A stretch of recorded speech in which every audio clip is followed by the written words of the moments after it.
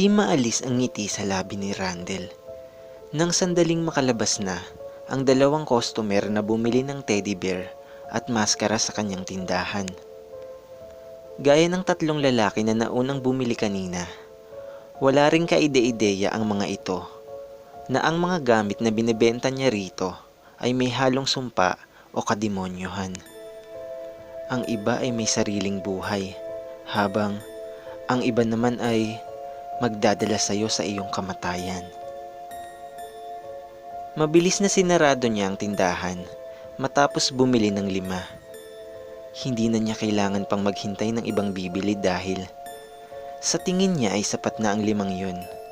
At ang binili ng mga ito, nagamit upang makakuha siya ng mga kaluluwa na iaalay niya sa diablong kanyang sinasamba, na siyang nagbigay sa kanya ng mga gamit sa tindahan niya na ibibenta niya sa murang halaga.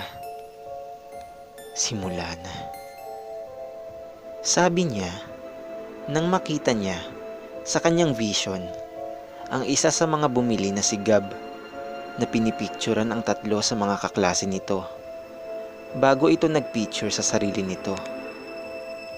Lahat ng nakunan sa kamerang yun ay mamamatay. Iyon ang nakatakdang mangyari.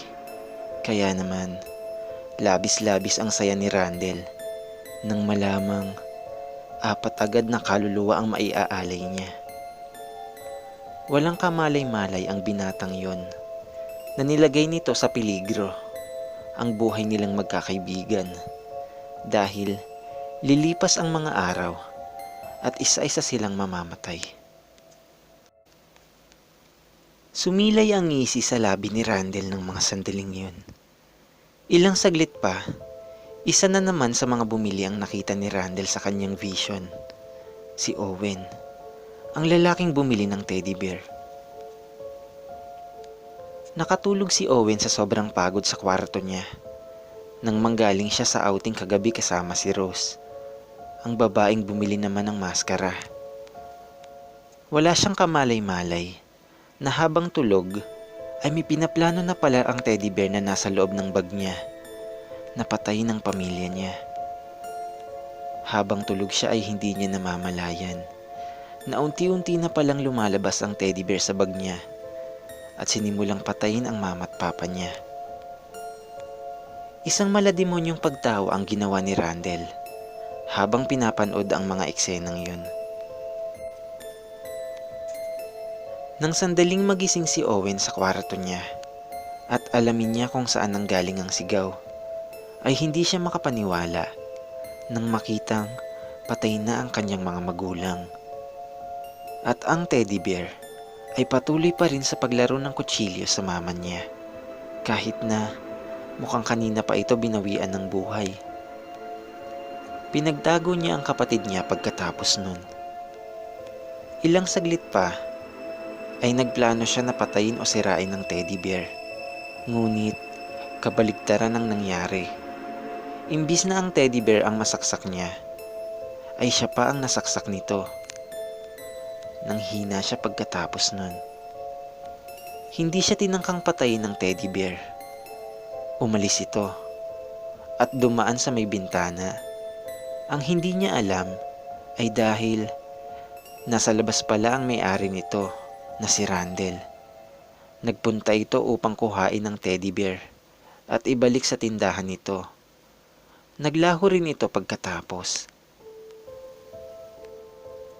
Nang makabalik si Randel sa tindahan, ay bitbit na nito ang teddy bear na namantsahan na ng dugo. Muli niya itong binalik sa pinagkuhanan ni Owen kanina at pagkatapos ay muli siyang bumalik sa kinauupuan niya. Magaling, mahusay ang ginawa mo, ang sabi niya habang nakangiti sa direksyon kung saan naroon ang teddy bear. Ilang saglit pa, isa sa mga bumili na naman ang nakita niya sa kanyang vision, si Rose. Napabangon si Rose sa higaan niya nang maalala ang maskara na binili niya kanina kasama ang kaibigan niyang si Owen. Naisip niya na kung may kung anong kademonyohan ng teddy bear na yun ay posibleng meron rin ang maskara na binili niya. Tama, posibleng magdala rin ito ng panganib sa kanilang pamilya. Napalunok siya ng laway nang maisip na dinala niya ang bag niya sa kwarto ng mama at papa niya. Natakot siya na baka mapahamak ang mama niya na nasa loob ng kwarto, kaya agad niya itong pinuntahan.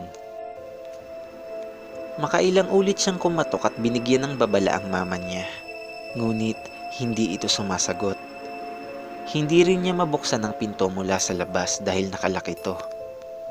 Ilang saglit pa, nang subukan niyang buksan ulit ang pinto, ay nagtagumpay na siya.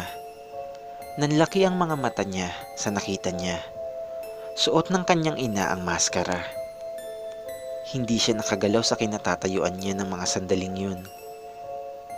Natakot siya na baka patayin siya nito. Ngunit mas ikinagulat niya nang isuot nito sa kanya ang maskara. At pagkatapos nun, hindi na niya makontrol ang sarili niya. Sinubukang tumakas ng kanyang ina mula sa kanya, ngunit naabutan niya ito at sinakal hanggang sa hindi na ito makahinga. Sunod niyang pinuntahan ay ang kapatid niya. Tinakpan niya ito ng unan hanggang sa hindi na rin ito makahinga. Natanggal ang maskarang suot niya matapos yun. Hindi siya makapaniwalang pinatay niya ang mama at kapatid niya. Ang sama-sama niya. Ito ang palaging pumapasok sa isip niya. Ayaw na niyang madamay pa ang papa niya pag umuwi ito. Kaya naman, naisipan niyang magpakamatay na lang sa paraang alam rin niya na hindi siya makakahinga. Magbibigti siya. Nang magbigti na siya, isang tao ang tumambad sa kanya bago siya mawalan ng hininga. Hindi siya makapaniwala. Si Randel. Nakangiti ito sa kanya habang hawak nito ang maskara. Nang makabalik si Randel sa tindahan, ay tuwang-tuwa ito. Muli niyang ipinatong ang maskara sa kaninang kinalalagyan nito. Matapos yun, naisipan na niyang magpahinga dahil sa mga susunod na araw ay kaluluwa naman ng iba ang kukuhain niya. Lumipas ang mga araw at sunod-sunod na namatay ang mga kaibigan ni Gab na siyang bumili ng kamera. Ang isa ay nagpaputok ng baril sa ulo, ang isa ay nagbigti sa apartment, at ang isa naman ay nagtamo ng maraming saksak sa tiyan maging sa dibdib. Lahat ng yun ay nasaksihan ni Randel dahil nakikita niya kung sino ang mga susunod na mamamatay. Nang dahil sa vision niya, ay nakikita niya kung kaninong kaluluwa ang makukuha niya. Lumipas pa ang 2 linggo at ang bumili naman ng manika ang nakita ni Randel sa vision niya, si Alfred. Matapos bilhin ni Alfred ang manika para sa anak niyang si Nika, ay unti-unting nagbago ang ugali nito. Dati ay napakabait nito at hindi pala sagot, ngunit lumipas ang mga araw at naging salbahe itong bata. Lumalaban na rin ito sa kanilang mag-asawa at sinasaktan pa nito ang sarili nitong ina. May isang beses pa nga na nahuli niya ang anak niya na pinaglalaruan ang mga lamang loob ng isang patay na pusa. Muntikan na siyang masukan ng mga sandaling yun, ngunit mabuti na lang at napigilan niya. Katagalan, naisip niya na baka ang manika ang may kagagawan nito, kaya isang araw ay tinangka niyang sunugin ng manika. Ngunit nagulat siya nang mahuli siya ng kanyang anak na si Nika. Hinampas siya nito sa binti at nang matumba ay tinalian at dinala sa isang kwarto kasama ang kanyang asawa. Tila wala na sa sariling katinuan ng anak niya habang binubuhusan sila ng gas na mag-asawa. Maya-maya pa, sumindi ng posporo ang anak niya at sinunog silang dalawa. Isang tao ang lumitaw pagkatapos nun, si Randel. Nakangiti siya habang nakatingin sa batang si Nika na may hawak na manika. Nakita siya ng bata at ngumisi lang ito sa kanya. Hindi niya tinangkang patayin ng bata ngunit binawi niya ang manika mula rito. Matapos yun, bumalik sa dating katinuan ng bata. Iyak ito ng iyak nang makita ang nangyari sa mga magulang niya. Iniwan ni Randall ang bata pagkatapos nun. Nang makabalik sa tindahan si Randall, ay binalik niya ang manika sa dati nitong lagayan.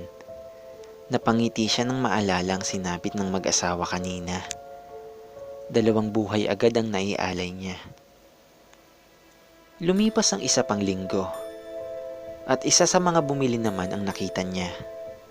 Ang bumili ng piluka, si Miguel. Matapos mabigay ni Miguel ang piluka para sa asawa niya, ay siya namang simula ng pagkawala nito. Ngunit bago ito nawala, ay may hinihinalang pinatay ito na kapitbahay nila. At puno ng buhok ang bibig ng biktima. Hindi maitago ang ngiti sa labi ni Randall nang makita ang asawa ni Miguel na naglalakad ngayon sa may tulay.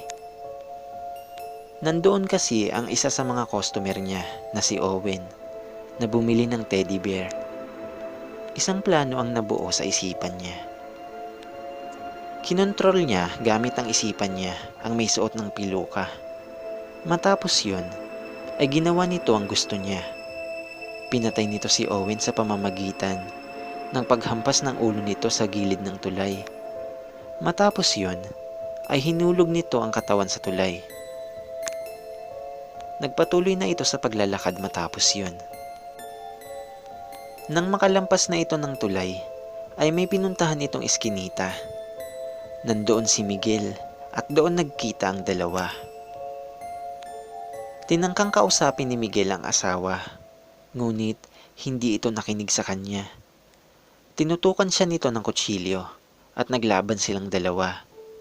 Nang subukan niyang agawin ito mula sa asawa, nasaksak siya nito sa tagiliran. Maya-maya pa, nilapitan siya nito at hinaplos sa muka at agad na kinuha ang baril sa bulsa niya. Sinubukan niyang lumapit ngunit binaril siya nito sa braso. Hindi na siya nakakilos nang itutok nito ang baril sa sarili nito. Nanlaki ang mga mata niya nang humingi ito ng saklolo. Ngunit huli na ang lahat dahil pinutok rin nito ang baril pagkatapos. Tinanggal niya ang piluka sa asawa matapos yun. Nagluksa siya buong gabi dahil sa pagkawala nito. Nakangiti lang si Randall habang nakatingin sa natutulog na si Miguel. Nasa loob siya ngayon ng kwarto nito at kinuha niya ang piluka mula sa cabinet. Napangisi siya nang maalala ang kamatayan ng asawa nito. Napakagandang tagpo para sa kanya. Naglaho siya matapos yun at muling bumalik sa tindahan niya para ibalik ang piluka sa kinalalagyan nito. Makalipas ang 1 linggo, nagbukas muli ng tindahan niya si Randall, ngunit lumipat na siya ng pwesto. Hindi na sa tapat ng tindahan, ngunit sa loob na ng mall para maraming maengganyo na bumili sa tindahan niya. Nang biglang makita niya sa vision niya ang customer niya dati na bumili ng kamera. Napangisi siya nang makita ang kamatayan nito matapos mabangga ng truck sa may pedestrian lane. Sumilay ang ngiti sa labi ni Randall nang makita ang kamera na kusang bumalik sa kinalalagyan nito roon. Isang lalaki ang pumasok sa loob ng tindahan niya. Ito ang una niyang customer para sa araw na ito. Tumayo siya upang lapitan ito at kausapin. Nakangiti lang ito habang nagsasalita siya tungkol sa mga panindang nandito sa loob. Tumayo siya upang lapitan ito at kausapin. Nakangiti lang ito habang nagsasalita siya tungkol sa mga panindang nandito sa loob. Magkano po sa ganito nyo? Tanong nito sa kanya, sabay kuha ng teddy bear na malapit lang sa kinatatayuan nila. Napangisi lang siya bago nagsalita. 50 pesos, bibili ka ba? Ang sabi niya, kasabay ang isang makabuluhang ngiti.